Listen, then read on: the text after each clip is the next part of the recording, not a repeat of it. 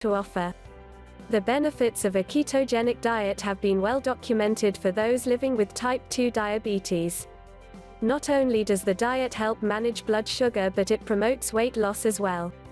The results for those living with type 1 are less conclusive.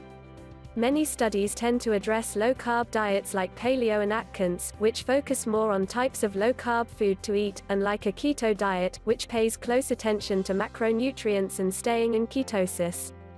There seem to be fewer studies exploring the latter, but there is observational information that seems to indicate the diet offers a way to manage A1C levels and glycemic control. Many people with diabetes who abide by the keto diet have found that they significantly reduce the use of insulin.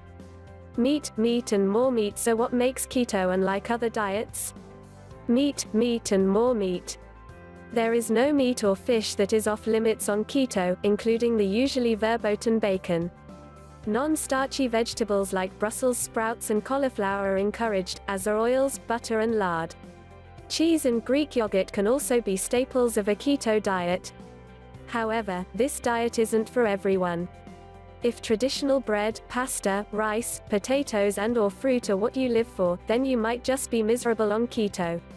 However, if you're open to exploring different tastes, then the good news is there are substitutes for many of these foods.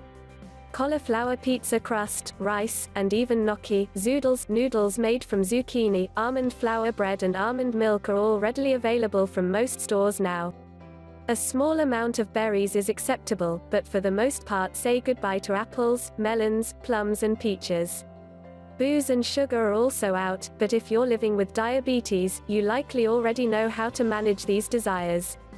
Listen to your body, and your doctor. If you are taking insulin, you may immediately need to lower your intake anywhere from 30 to 50% as soon as you enter ketosis.